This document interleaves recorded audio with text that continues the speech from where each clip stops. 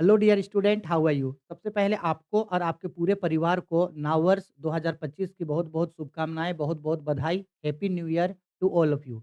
आशा करता हूँ कि ये साल आप लोगों के लिए ढेर सारी खुशियाँ लेकर के आए और आपकी सभी विशेष, सभी ड्रीम्स जो है वो पूरे हो।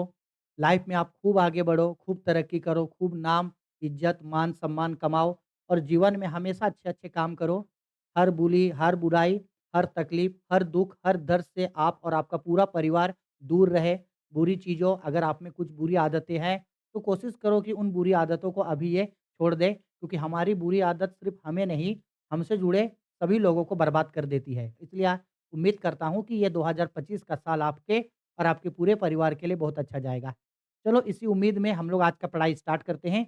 तो हम लोग क्लास 12th का माइक्रो इकोनॉमिक्स यानी कि व्यष्टि अर्थशास्त्र का आज चैप्टर नंबर 12 यानी कि 12 पढ़ने वाले हैं और इस चैप्टर के जिसका नाम है बाजार के विभिन्न रूप यानी कि डिफरेंट टाइप्स ऑफ मार्केट और इस चैप्टर का सारा ऑब्जेक्टिव क्वेश्चन करेंगे जो बिहार बोर्ड, झारखंड बोर्ड और बाकी स्टेट बोर्ड्स के स्टूडेंट के लिए बहुत ज़्यादा इंपॉर्टेंट है, क्योंकि यहाँ जितने भी क्वेश्चंस हैं वो या तो आपके झारखंड बोर्ड में पूछे हुए हैं या बिहार बोर्ड में पूछे हुए हैं या बाकी किसी अदर बोर्ड में पूछे हुए हैं। तो इसीलिए इसको जरूर करना। बिहार बोर्ड और झारखंड बोर्ड के स्टूडेंट तो जरूर करना, ठीक है। आर्ट्स, कॉमर्स, साइंस तीनों ही स्ट्रीम के स्टूडेंट आप लोग करोगे, क्योंकि आप सभी लोगों के लिए एक ही इकोनॉमिक्स पढ़ना है।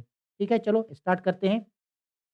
तो ये देखो, ये हमारा आज का पहला क्वेश्चन है। देखो, क्वेश्चन में ये बोल रहा है हम लोगों को 1 नंबर क्वेश्चन पे, बाजार की निम्नलिखित में से कौन-सी विशेषता है? Which is a characteristics of the market. यानी जब हम लोग मार्केट के बारे में पढ़ते हैं तो इसमें से कौन उसका एक विशेषता होता है? पहला, एक क्षेत्र, वन एरिया। क्या बाजार एक क्षेत्र, एक एरिया होता है? बिल्कुल भाई, बाजार एक निश्चित स्थान पे होता है, एक एरिया होता है इसका, सही बात है। क्रेताओं और विक्रेताओं की स्थिति, presence of both buyer and sellers. क्या बाजार एक ऐसा जगह है जिसमें बायर और सेलर दोनों होता है? सर बिल्कुल सही, बाजार में बायर और सेलर यानी खरीदने वाला, बेचने वाला दोनों होता है। वस्तु का एक मूल्य, single price of A commodity. बिल्कुल सही, वस्तु का एक निश्चित कीमत तय होता है कि 10 रुपया, 20 रुपया, 50 रुपया, 100 रुपया एक कीमत तय रहता है, इसलिए इसका राइट आंसर होगा ऑल ऑफ दीज, इनमें से सभी। ठीक है। क्वेश्चन नंबर 2 बोल रहा है एकाधिकार बाजार किसे दर्शाता है? What does a monopolistic market show.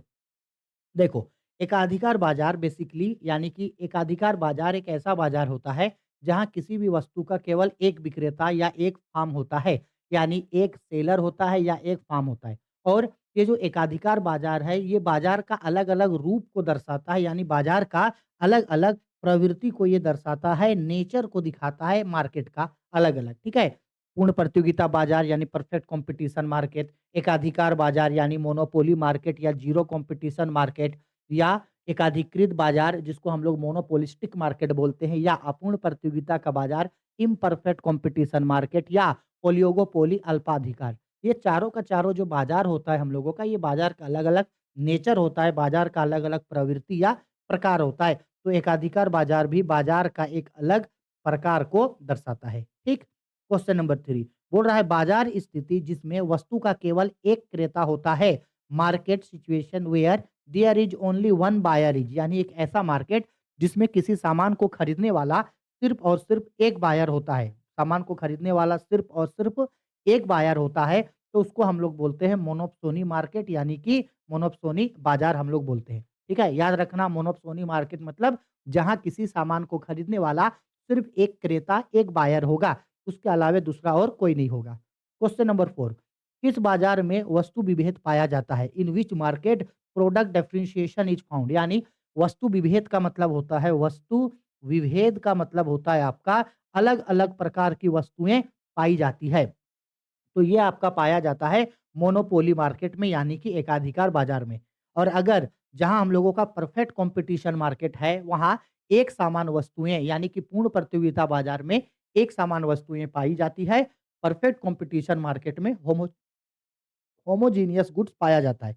देखो, इसी क्वेश्चन को यहाँ पे और करके पलट के यहाँ पे पूछा गया है। ठीक है, है वही क्वेश्चन, बस पलट के आपको दूसरे टाइप से भी पूछा जा सकता है। क्वेश्चन नंबर 5 पूर्ण प्रतियोगिता में निम्नलिखित में से कौन सा कथन सही है? Which of the following is true in perfect competition market. अब देखो, पूर्ण प्रतियोगिता बाजार एक ऐसा बाजार होता है जहां किसी वस्तु का जहाँ किसी वस्तु को खरीदने वाला और बेचने वाला बहुत सारे बायर और सेलर होता है। और इस चैप्टर का हम थ्योरेटिकल क्वेश्चन आपको करवाए हैं, वन शॉट वीडियो करवाए हैं, उसको ज़रूर करना क्योंकि इस चैप्टर से 5 नंबर का एक क्वेश्चन 100% आप लोगों को पूछेगा। हिंदी वालों को अलग से, इंग्लिश वालों को अलग से कराए हैं, दोनों का लिंक ऊपर आई बटन में दे देंगे, वहाँ से जाके ज़रूर कर लोगे, ठीक है? तो भाई चलो देखते हैं पूर्ण प्रतियोगिता बाजार में यहाँ से कौन-सा कथन सही है। पहला चीज़ बोल रहा है, फार्म कीमत प्राप्तकर्ता होता है, कीमत निर्धारक नहीं।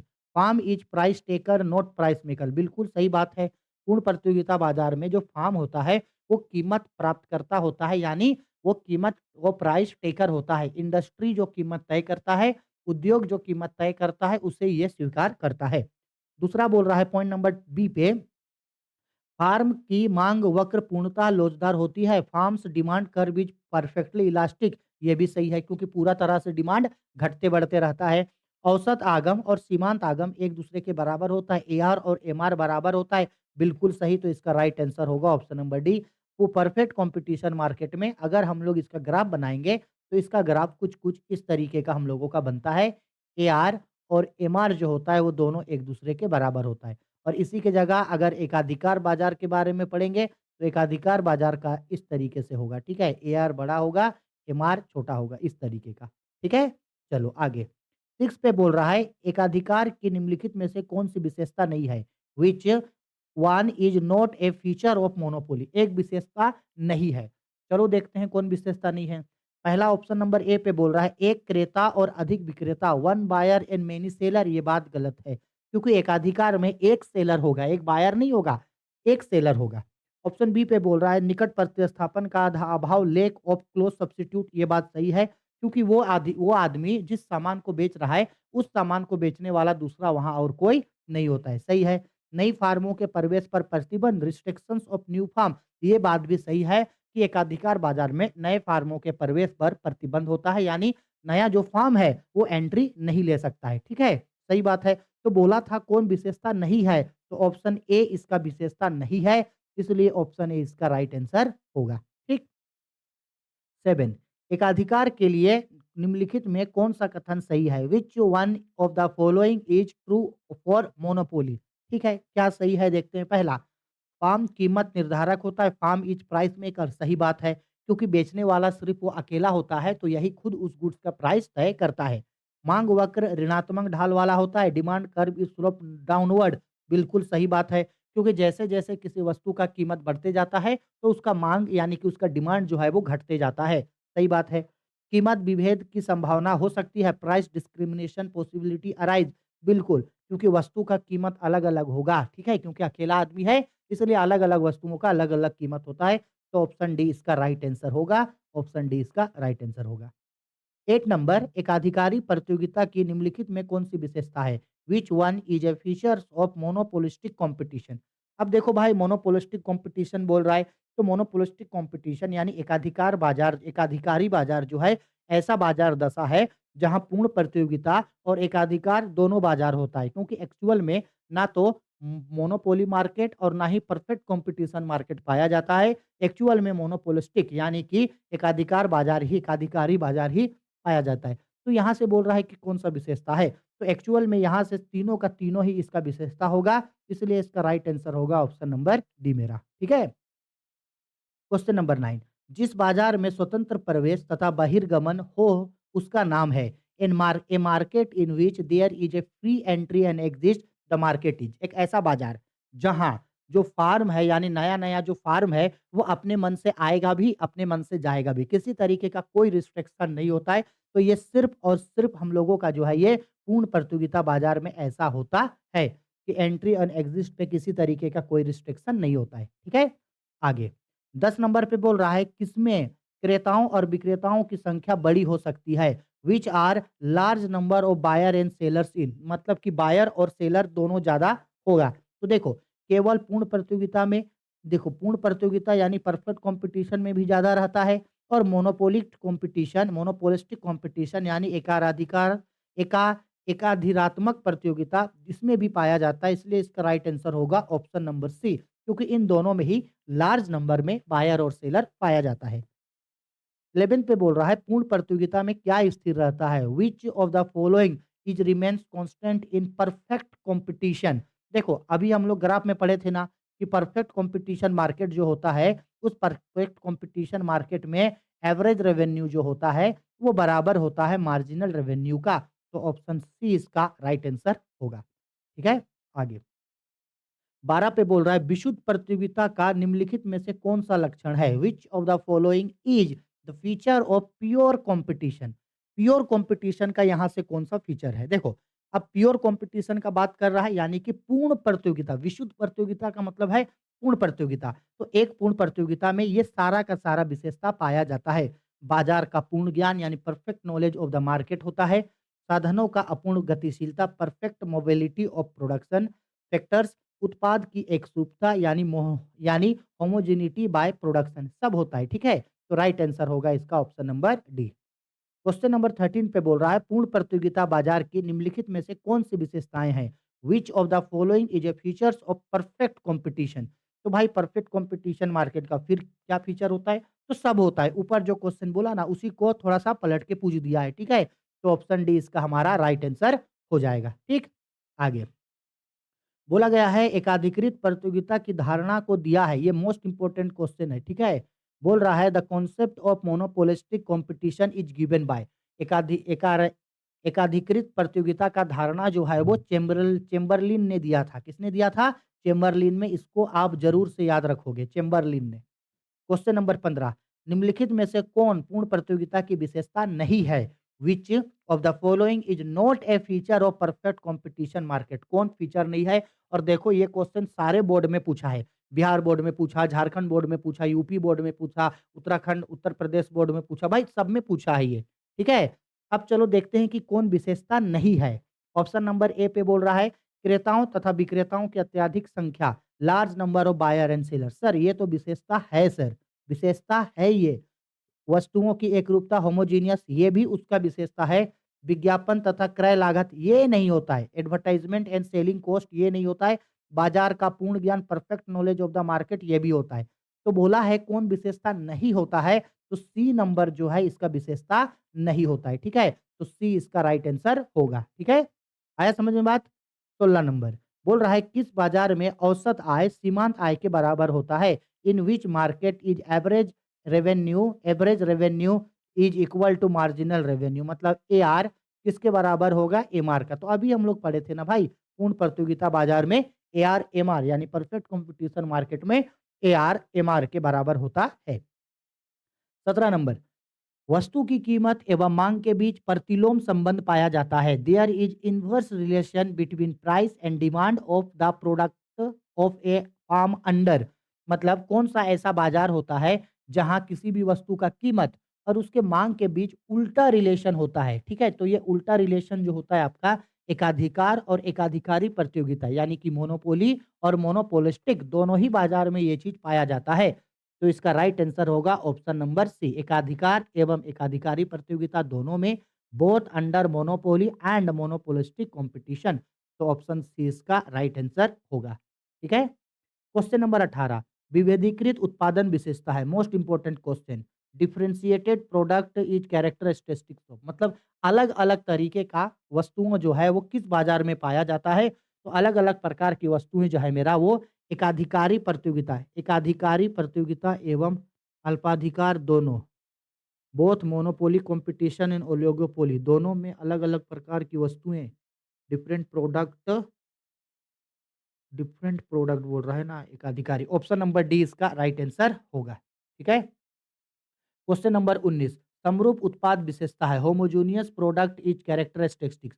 समरूप का मतलब होता है एक समान। समरूप मतलब होता है एक समान, मतलब कि एक जैसा सामान। ठीक है, एक जैसा सामान किस बाजार में पाया जाता है? तो एक जैसा सामान जो हम लोगों का परफेक्ट कंपटीशन मार्केट में एक जैसा सामान हम लोगों का पाया जाता है। एक जैसा सामान। ठीक है, आगे 20 नंबर किस बाजार में फार्म का मांग वक्र पूर्णतः लोचदार होता है? ये भी इंपॉर्टेंट है। In which market demand curve of a firm is perfectly elastic. मतलब डिमांड कर्व पूरा ही बदलते जाता है। तो ये परफेक्ट कंपटीशन पूर्ण प्रतियोगिता बाजार में कीमत जो होता है वो बहुत ज्यादा बदलते रहता है। 21 नंबर एकाधिकार एवं एकाधिकारी प्रतियोगिता की स्थिति में इन मोनोपोली एंड मोनोपोलिस्टिक कंपटीशन। देखो मोनोपोली मार्केट बोलेगा तो इस तरीके से मेरा ग्राफ बनता है। ये हो गया एआर, ये हो गया एमआर, ठीक? तो यहाँ एआर जो है मेरा बड़ा होगा किससे? एमआर से। और अगर मोनोपोलिस्टिक बोलेगा यानी एकाधिकृत प्रतियोगिता बाज़ार बोलेगा तो इसमें भी वही होता है। लेकिन एआर और एमआर जो है वो थोड़ा दूर जाके गिरता है, लेकिन है वही। एआर बड़ा होता है किससे? एमआर से, ठीक? तो हमेशा एआर बड़ा होगा एमआर से, तो ऑप्शन बी मेरा राइट आंसर होगा। और यही अगर परफेक्ट कॉम्पिटिशन बाज़ार बोलता, तो परफेक्ट कॉम्पिटिशन बाज़ार में इस तरीके का होता है, ठीक है? एआर बराबर होगा किसका? एमआर का। ये परफेक्ट कॉम्पिटिशन मार्केट में ऐसा बनता है, ठीक है? आगे। बोल रहा है पूर्ण प्रतियोगिता में क्या स्थिर रहता है? वो which of the following is remain constant in perfect competition? तो एआर और एमआर दोनों बराबर होता है। 23 नंबर पूर्ण प्रतियोगिता में यही चीज को फिर पलट के पूछा इन परफेक्ट कंपटीशन में एआर किसके बराबर होगा? एमआर। ऑप्शन नंबर ए इसका राइट आंसर होगा।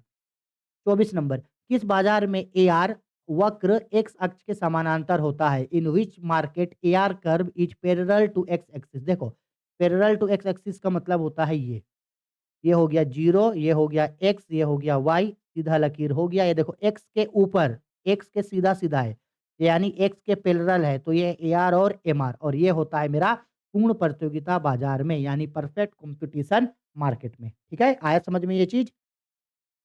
25 नंबर क्वेश्चन पूर्ण प्रतियोगिता बाजार में सभी फार्में किस प्रकार की वस्तुओं का उत्पादन करती है? What types of goods do all firm produce in perfect competitive market?